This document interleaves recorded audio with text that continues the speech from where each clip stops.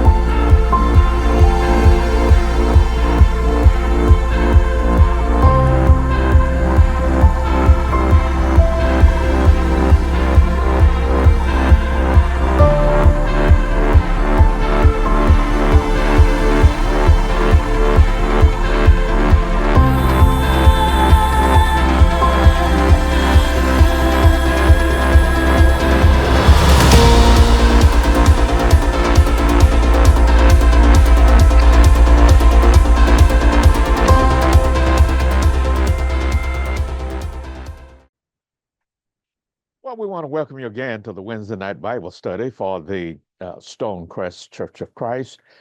It is always a plum picking pleasure each Wednesday night where we are afforded the opportunity to come into your homes, your residences, your places of abode, wherever you are, as you view this either YouTube or Facebook website class and Bible study from the STONECREST Church. Listen, we know that you have other places where you can study on Wednesday night, and you choose to regularly tune in and study with us, and we certainly don't take that for granted because we recognize you had too many other places whereby you can go and participate in Bible study. Before we begin our new series tonight, I want to take the time to express my appreciation to one of our elders, Anthony Brooks, who has stood in for me the last couple of weeks, and we appreciate him sharing with you and giving us a short respite. And Anthony, man, we thank you so much for your willingness to stand in. Now, on tonight, for the next several weeks, we want to begin a new study. And I need you to listen to me very carefully because I'm calling this, as you see portrayed on the graphic on the screen, a church that flies. Now listen to me carefully. A church that flies. You see the graphic of our church building on the screen, and you see two wings on the side to graphically portray what I want to try to get across to you in the next couple of weeks. Now, let me tell you what I'm trying to accomplish, so you can tune in for the next several weeks. I teach in addition to Wednesday night and Sundays and Bible classes following Sunday services.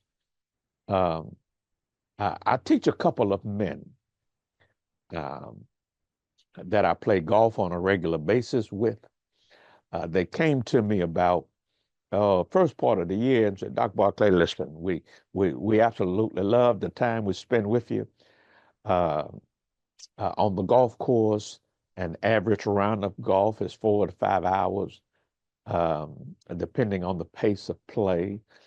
And they said to me early in the year, said, Doc, we'd sure love to spend some time with you in serious Bible study and in serious training for us to be better equipped with the Bible. So either it's on a Wednesday morning or on a Friday morning, I get together with about 4 guys, and we delve in deeply into the Word of God. I not only am I teaching them the Bible, I'm teaching them how to understand the Bible, and I'm teaching them how to use resources to be able to understand the Bible. One of those men in the class is Dr. Ramon Crawford. He was my traveling companion when we did the study tour in Israel a few years ago, and a voracious reader, a former lieutenant colonel in the United States Army, worked in the Pentagon.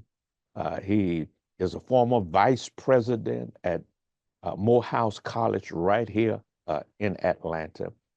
And generally, at the beginning of the class, because of his former academic training and his military training, he's usually the one who says to me, now, Doc, what are we going to study today? What are we going to accomplish in our study today? And he just narrowed it down one day and said, now, what is the intent and the scope of our study today? Well, that has it impressed me then. It impresses me even more now when I'm preparing sermons and Bible studies. I just finished some lectures in California and in Huntsville, Alabama on last week. And I tell this now everywhere I go. because it was so insightful to me, rather than just to assume. Now I know where I'm going, but the folk I'm teaching don't always know where I'm going. So now I take the time in sermons and in workshops and in lectures to tell the audience now, this is what I am intending to accomplish either with this lecture, this sermon, this Bible study. And so, what I want to give you is the intent and the scope of the series.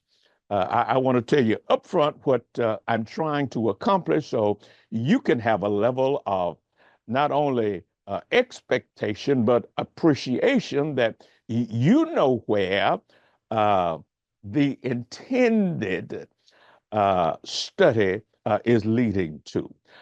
And so I want to first of all help you to and give you an approach to biblical understanding. The second thing I want to give you, you will see the graphic, a church that flies. And what I want to show with that graphic and in this series is one of the mistakes that the church has made over the centuries in assuming, listen to me carefully, come up real close, in assuming that if we can practice and embrace right forms, those forms will lead to function. Now, that's not as clear right now as it is going to be. It will become more clear in the opening illustration that I'm going to give you. But what I want to show you is that one of the setbacks and the pitfalls and the stumbling blocks of the church is trying to copy New Testament forms and patterns and assuming that if we copy their form, it will lead to function. I want to dispel that notion. Now, there are certain patterns, there are certain forms in the New Testament that are helpful. We need to understand whether or not they are prescriptive or descriptive, because we assume that since the first century church did it this way and accomplished these results, if somehow we can do it the same way, then we can expect the same results. And that's what I really want to argue against, because we have become slaves in too many areas. Well, the first century church did it this way. So if we do it like they did it, then we will get the results that they got. And what we try to do is to do it like they did it. And I'm going to show you, and this is why biblical understanding is so critically important, because the Bible, you'll see in a second, was given in the context of history. It was given in the context of somebody else's culture. Case in point, Romans 16:16 says, watch this, salute one another with a holy kiss, and the churches of Christ salute you. Now, he's describing something, not prescribing something. Y'all miss your shout. You see, the writer is describing something, but he's not prescribing it. Now, watch this. But when you read Romans 16:16, salute one another with a holy kiss, in the Greek construction, it's a command. He's commanding them, watch this, to greet one another with a holy kiss. Well, wait a minute, Dr. Barclay. If they were commanded, and if Romans 16:16 is a is an imperative and it's a command, then we have to do the command. Yes, we do have to do the command. But the command was given to them in the context of their culture. Y'all miss your shout. Let me try this thing one more time. Uh, what's the command? Salute one another with a holy kiss. Churches of Christ, salute you. Uh, in the Greek construction, it's not suggestion, it's a command. Well, wait a minute. If they were commanded to do it, then we are commanded to do it. Absolutely right. We are commanded to greet one another. We are commanded to salute one another. But watch this. When we greet one another, kissing is not part of our cultural phrase. Now, uh, listen, on Sunday mornings, uh, members walk up to me and hug me and greet me and shake my hand and give me a hug. And in point of fact, we have a point in our worship services that we call meet and greet. Well, what are we doing? We are meeting and greeting not only one another, we are meeting and greeting our guests. But on the front end of that meet and that greet, y'all better come up real close and listen to me what I'm real careful what I'm about to say. We tell our guests, we tell our visitors, listen, we recognize that COVID is the coronavirus is still around. Listen, we recognize that. If you are uncomfortable with us greeting you, if you are uncomfortable, watch this, with a handshake, if you are uncomfortable with a hug, if you are uncomfortable with a kiss, if you are listen, we tell them stick your elbow out. Better yet, if you're uncomfortable with any of those overtures and gestures of greeting, hey, raise your hand and wave at us. We get it. Now watch this. What's the command? The command is to greet one another. The command is to salute one another. But the greeting and the saluting must take place in the context of whatever your culture is. Now, they kiss one another, but that's not normally the way we greet. I traveled to South Africa about 30 plus years ago. In particular, over in South Africa, my party got off the plane and the South Africans met us in the airport, and it was real clear that their custom of greeting is a kiss. Now I'm uncomfortable with that. I'm thousands of miles from home. Had my wife seen that, she would not have understood that. But watch it. We were in somebody else's culture. Notice that was in South Africa. When we went over to Ethiopia, their greeting was different. In South Africa, they gently kiss you on the mouth. In South Africa, their greeting was not a kiss. Their greeting, watch me carefully now, they extended the right hand, they take the left hand, put it under the elbow, and then bow their heads. Say what? In South Africa, they'd greet you with a kiss.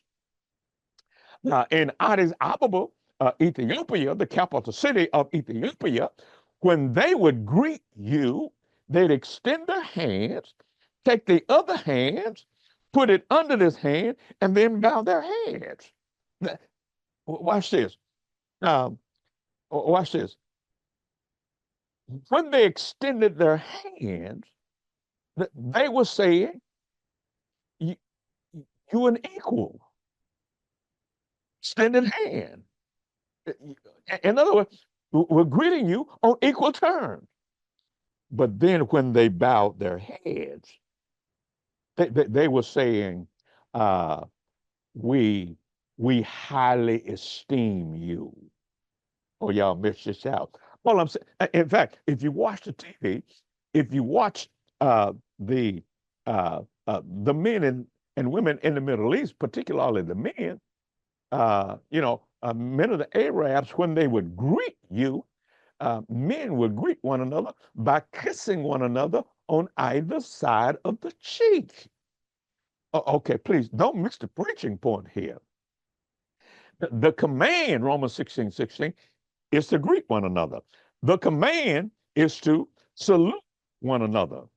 But the command is to be done in the context of one's own culture.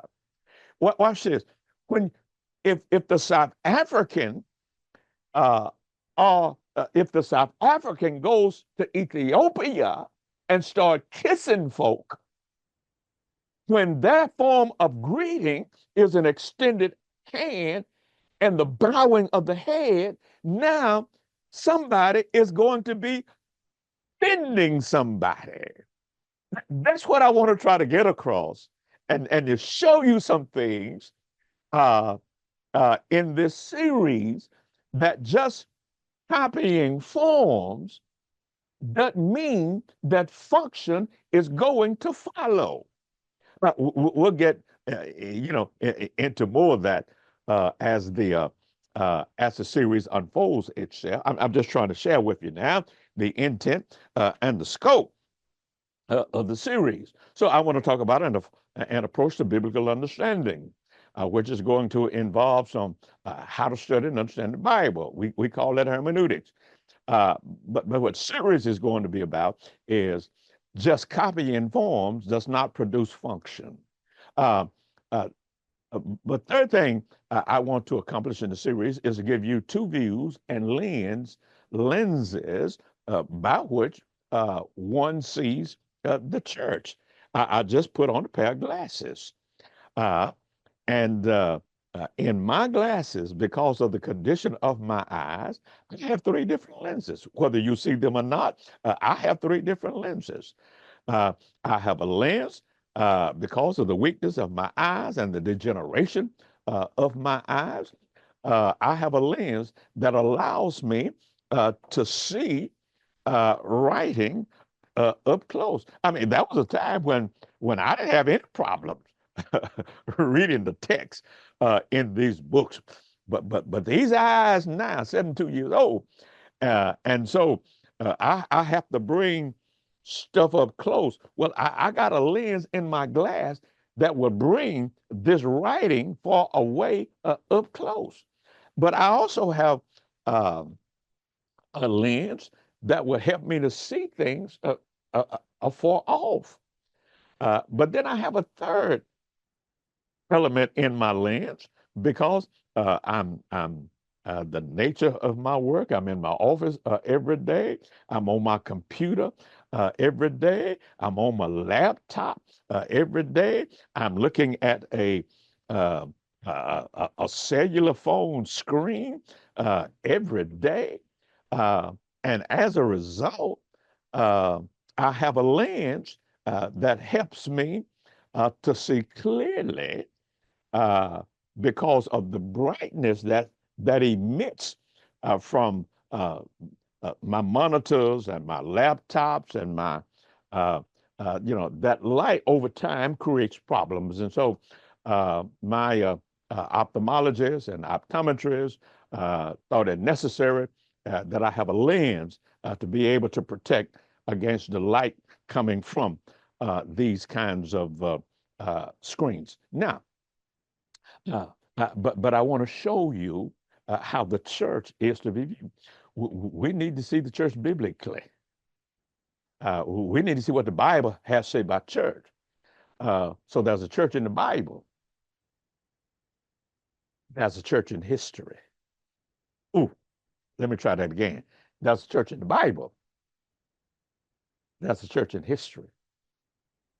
And the church in history does not always look like the church in the Bible. we'll, we'll get into that in the weeks to come. Uh, and then I want to give us some practicals on, as you see on the screen, uh, how to make the church fly from from from God's perspective, uh, because oftentimes in our churches we have become slaves to how the church has always done things. Well, Mama and them did it this way.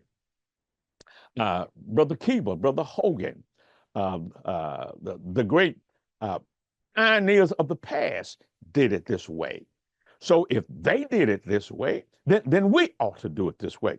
Well, the pioneers of the past had to lead the church, had to grow the church in the context of their own time and their own situation. And one of the criticisms of the church is that we have become marginalized. Uh, we're not relevant because we're trying, watch this, to copy somebody else's form rather than to function in our time and in our context, in our history. And that's what I'm trying to get across to you. Let me start with an approach to biblical understanding. Please understand that the Bible, as you see on the screen, I'm just trying to get some foundation to what I'm going to say and build upon in the weeks to come. The Bible is culturally situated communication. Oh, oh, my goodness gracious. I can spend the rest of this time just on that statement right there. The Bible is culturally situated communication. What do you mean by that? Well, I'll explain just a second. Let me finish reading the statement. Because the Bible is culturally situated communication. As a result of us not understanding that, and because of poor hermeneutical skill and training, it is often misinterpreted, misapplied, and misunderstood. I've already illustrated it to a certain degree. Well, watch this. Salute one another with a holy kiss. Churches of Christ, salute you. Now, unfortunately, and I don't mean to be picky, I don't mean to be mean, I don't mean to be ugly. You know, when some folk read that verse, all they see is this is what you all call church. You need to put on your sign in front of the church building, Church of Christ. And somehow, if you don't put Church of Christ on the building, then you're not Church of Christ.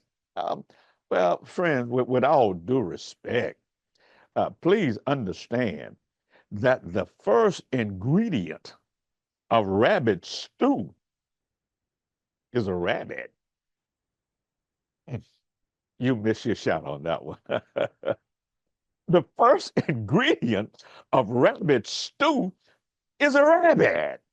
You can't have rabbit stew and not have a rabbit. See, you can't argue, well you got to put Church of Christ on the building when the first century church didn't have buildings. Please don't hang me from the gallows. I'm not against placing on the sign. We got on our sign out front, STONECREST Church of Christ. So I'm not against putting Church of Christ on the building for identification purposes. But the moment you say you have to, well, that's where I say no, you don't have to, because STONECREST Church of Christ, while we got our start in the STONECREST community over in DeKalb County, our church is now located in Henry County. And when we first got started, Ah, um, we didn't have our own facilities. In fact, uh, the sign on the building where we got started was a funeral home. Y'all miss your shout. Uh, it was a funeral home that they used as an event center. That was our place of worship for 18 months until the Lord graciously led us and brought us to this location. Please don't miss the point. I'm not against putting a name on the building, all right? But the name on the building does not necessarily make that building what the name suggests that it is. But more importantly, in the first century, in fact, for the first 300 years of Christianity, Christians didn't meet in what we call today a church building. And one of the reasons they didn't is because Christianity was an unofficial, outlawed religion. So all I'm saying is this, that the Bible is culturally situated communication. And it's because of poor hermeneutical skill and training, it is often misinterpreted, misapplied, and misunderstood. Now, let me give you an example of this. If you look at the screen right now, let me tell you what I mean by uh, culturally situated communication.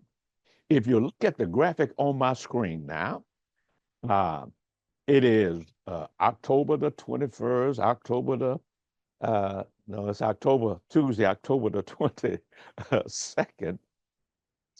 And we are in fact, 2 weeks away from selecting the next president of the United States of America. For some time now, we have been in what we call the political season, where two major candidates representing two major parties in American democracy are running to become president of the United States. 2 weeks from the recording of this date. Now you'll see it on Wednesday night, but I'm recording it on Tuesday.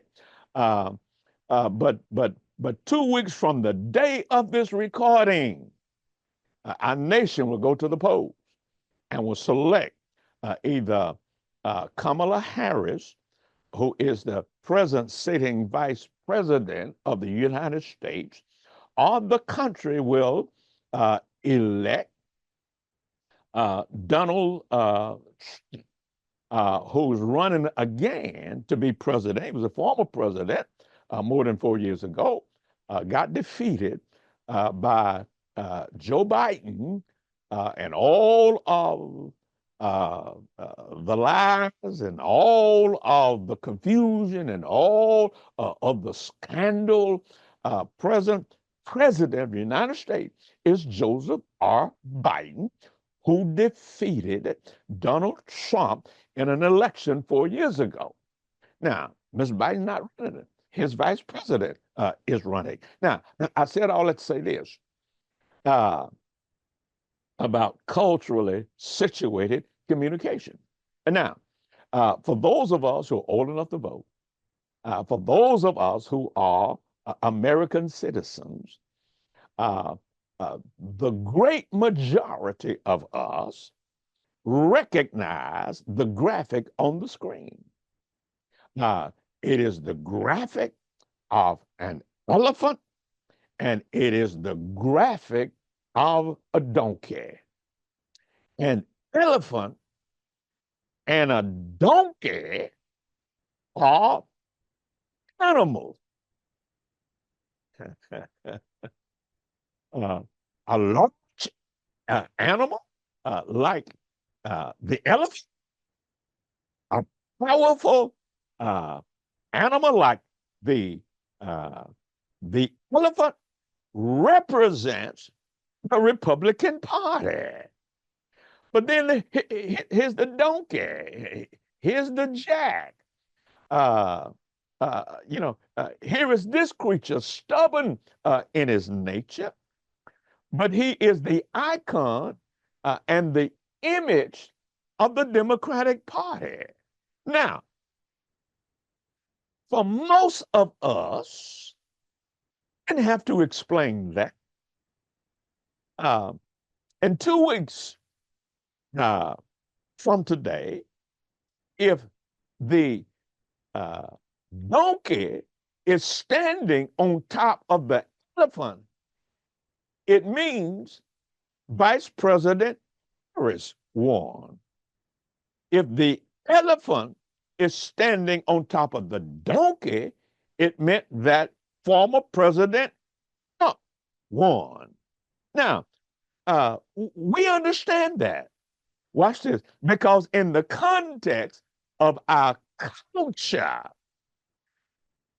we understand that these images are culturally and politically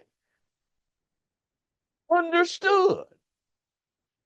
Now, if you go outside of our culture, if you go to China, if you go to Russia, if you go to Israel, if you go to Great Britain, unless they are politically astute in American democracy, all they will see and understand is an elephant and a donkey as animals butting heads. But in American culture, in American democracy, we know, we understand this communication because it is given to us in our language and in our culture, and we understand the icons, we understand the images, and we understand the significance of each one. What I'm saying to you is that when it comes to the Bible was written, watch this, in somebody else's language. It was written in another time. It was written in somebody else's culture. It was written in somebody else's context. And if we are to clearly understand who the church is, what the church does, how the church is to operate, we need to understand it in light of the history, the context, the time, and the situation that produced it.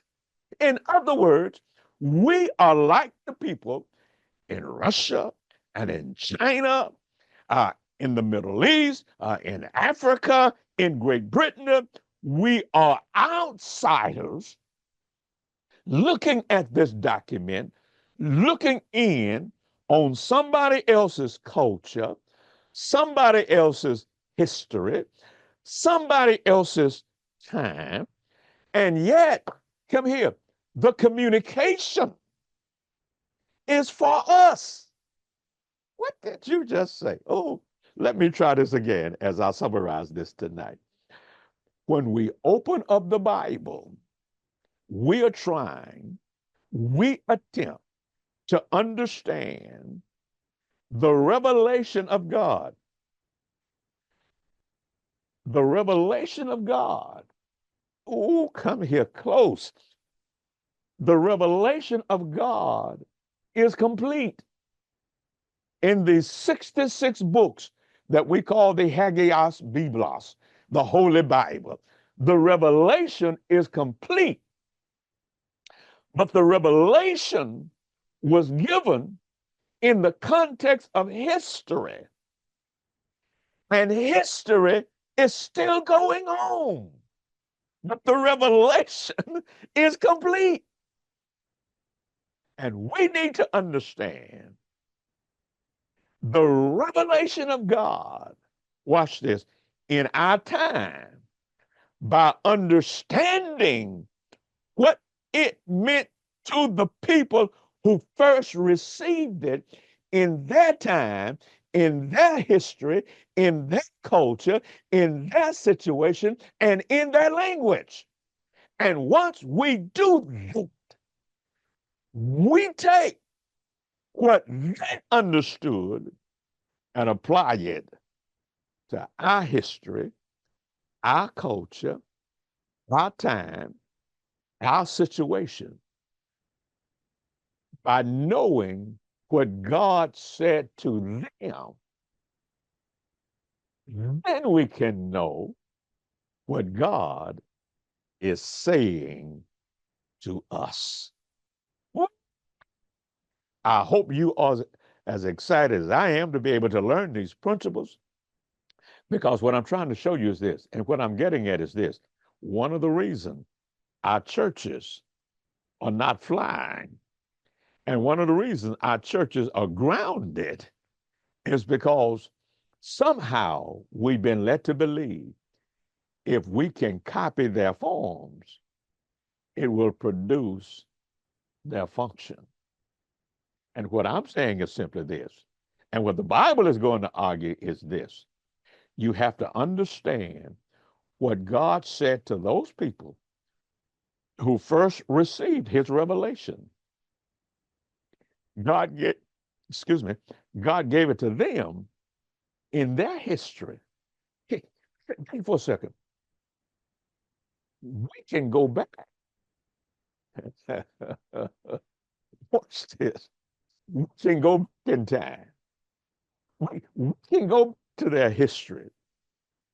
We can go back to their culture.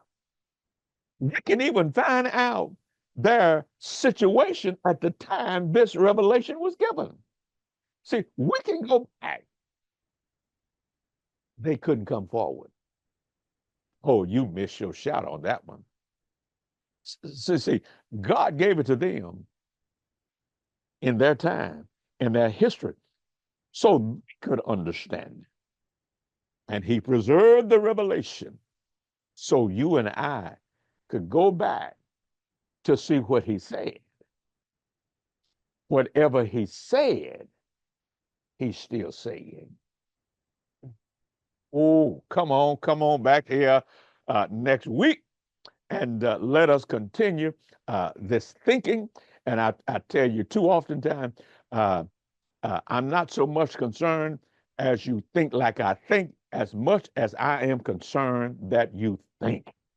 And what I want to do is to spur your thinking, because too many of our churches are not flying. We have been grounded by tradition, by the culture, by the world, and not by God. And we want our churches to fly. We want our lives to fly, but fly to the glory of Almighty God. Come on now. Come on back and join us again next Wednesday night, same time, same place. And until then, may the Lord of the harvest bless you, and may he bless you real good.